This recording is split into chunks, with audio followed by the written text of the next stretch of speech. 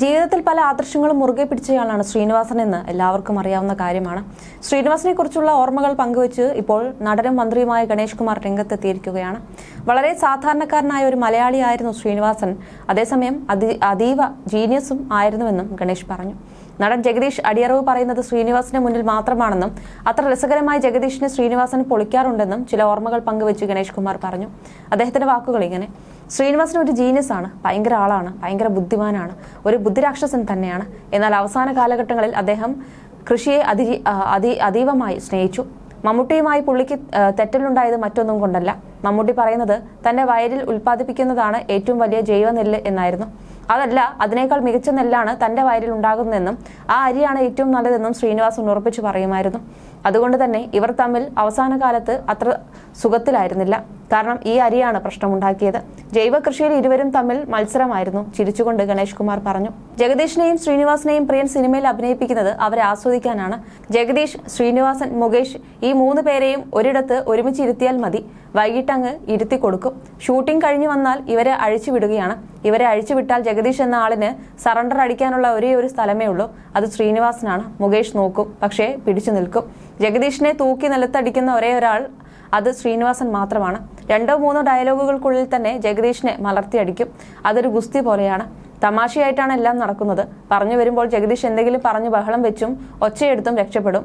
അങ്ങനെ ശ്രീനിവാസൻ എന്ന വ്യക്തി പലതരത്തിലും വ്യക്തി ജീവിതത്തിലും എഴുത്തുകാരൻ എന്ന നിലയിലും നടൻ എന്ന നിലയിലും അതീവ വ്യത്യസ്തനായിരുന്നു. ആർക്കും അഭിനയിക്കാം എന്ന് തെളിയിച്ച ആളാണ് അദ്ദേഹം.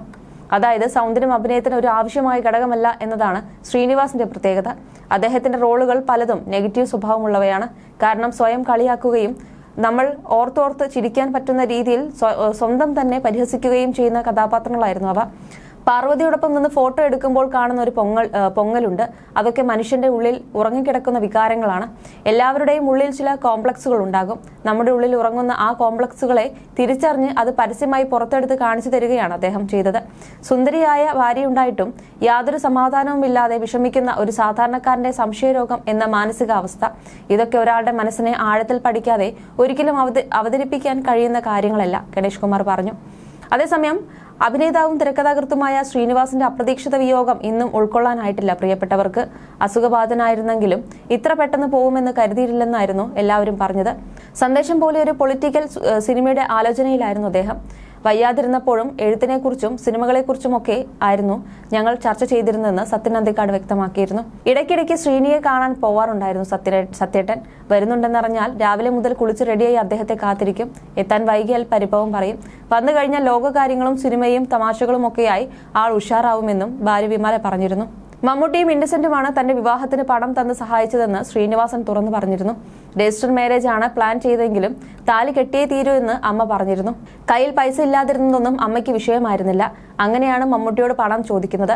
പൈസ കൊടുത്തപ്പോൾ കല്യാണത്തിന് വരേണ്ടതെന്നും ശ്രീനിവാസൻ പറഞ്ഞിരുന്നു. വേറൊന്നും കൊണ്ടല്ല, നിങ്ങൾ വന്നാൽ എല്ലാവരും വിവരം അറിയും, അതുകൊണ്ടാണ് വരേണ്ടെന്ന് പറഞ്ഞതെന്നും അദ്ദേഹം വിശദീകരിച്ചിരുന്നു.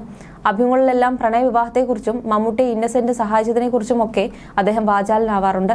ഇപ്പോഴത്തെ വിവാഹ വാർഷിക ദിനത്തിൽ ഭാര്യ സഹോദരനും സംവിധായകനുമായ എം മോഹനൻ പങ്കുവച്ച കുറിപ്പ് വൈറലായിക്കൊണ്ടിരിക്കുന്നു.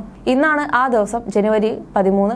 മമ്മൂക്കയും ഇന്നസെന്റ് ഏട്ടനും കൊടുത്ത കാശുകൊണ്ട് ഫോട്ടോഗ്രാഫറോ വീഡിയോഗ്രാഫറോ ഇല്ലാതെ, നിലവിളക്കിന്റെ വെളിച്ചമോ ചന്ദനത്തിരിയുടെ സുഗന്ധമോ ഇല്ലാതെ ഇവർ ഒരുമിച്ച് യാത്ര തുടങ്ങിയ ദിവസം. എല്ലാ യാത്രകളും ഇങ്ങനെയാണ്. എവിടെ വെച്ചെങ്കിലും ഏതെങ്കിലും ഒരാൾ പെട്ടെന്ന് അങ്ങ് പോകുമെന്നായിരുന്നു അദ്ദേഹത്തിന്റെ കുറിപ്പ്. ആ വിയോഗം തീരാ വേദനയാണ്. കുറെ കാലം കൂടി ഒന്നിച്ചുണ്ടായിരുന്നുവെങ്കിൽ നാടിനും കുടുംബത്തിനും അഭിമാനമായി മാറിയ ശ്രീനേട്ടൻ തുടങ്ങിയ പ്രതികരണങ്ങളായിരുന്നു പോസ്റ്റിന് താഴെ. പാരലൽ കോളേജിൽ പഠിപ്പിച്ചിരുന്ന സമയത്തായിരുന്നു ശ്രീനിവാസനും വിമലയും പരിചയത്തിലാവുന്നത്.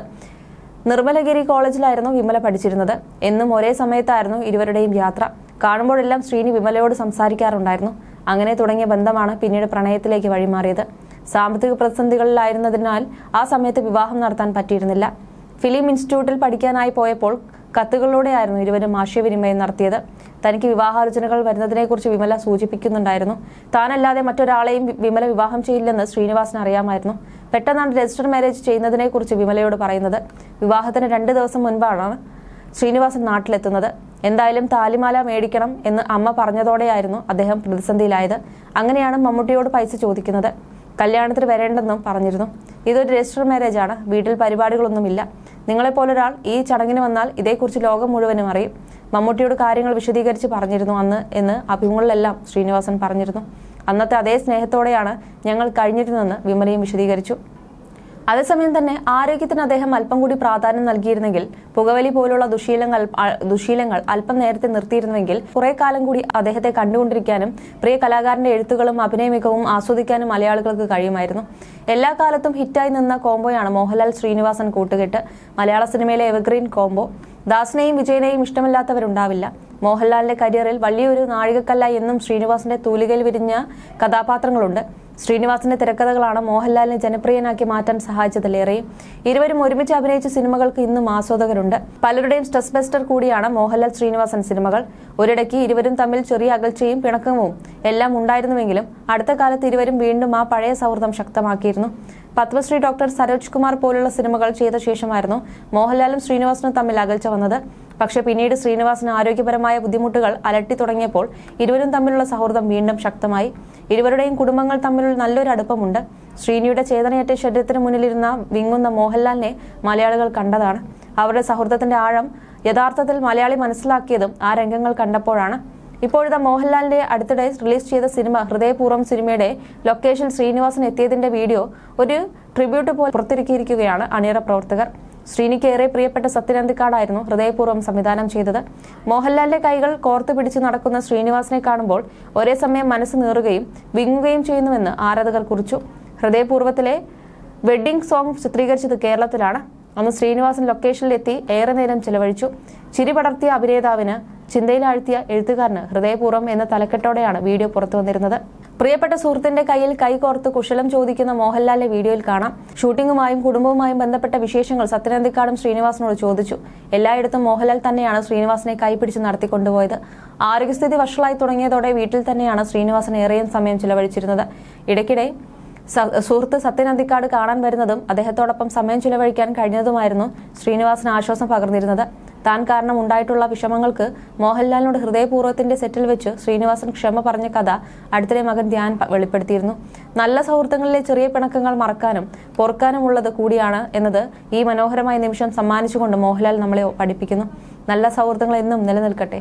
മോഹൻലാൽ ശ്രീനിവാസൻ സത്യൻ അന്തിക്കാട് കോംബോയിൽ ഒരു സിനിമ കൂടി പ്രതീക്ഷിച്ചിരുന്നു.